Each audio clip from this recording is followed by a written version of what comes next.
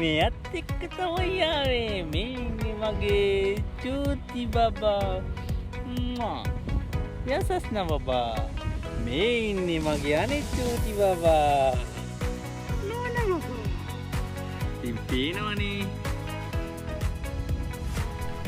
ඔව් ඉතින් කාලයකට පස්සේ නිවාඩුවටත් එක්ක පොසොන් එකත් අල්ලලා මම ආවා මගේ නෝනාගේ ගම් ප්‍රදේශය වෙච්ච පදවියට. ඉතින් එයාලගේ ගේ තියෙන්නේ පදවිය පාර අයිනෙම මේ පදවිය වැව ඉස්මත්තේ. ඒ කියන්නේ වැව මාපාරෙන් එහා පැත්තේ තමයි වැව තියෙන්නේ. ඒ කියන්නේ වැවේ මේ වැව ඉස්මත්. ඒ කියන්නේ වැවේ ඉස්සරහා කොටස. ඉතින් ඔයාලට පෙනෙයි අර ඈතින් තියෙන්නේ වැව. මම දැන් මේ zoom කරලා පෙන්නන්නම්. ඉතින් අද මාර හුලඟක් තියෙනවා. ඇත්තටම වැව නිකන් මුහුද වගේ.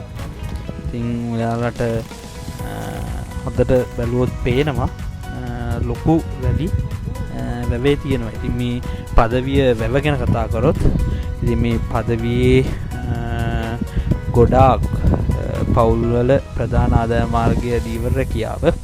ඉතින් ඒ හැමෝම බහුතර පවුල් සංඛ්‍යාවක් තමන්ගේ ජීවනෝපාය විදිහට යැපෙන්නේ මේ පදවිය වැවෙන්. ඒ වගේමයි මේ වැව ගැන කිව්වොත් මේක හදලා තියෙන්නේ දෙවන මුගලන් රජතුමා. පසු කාලීන මහසෙන් රජතුමත් මේක ප්‍රතිසංස්කරණය කරලා තියෙනවා.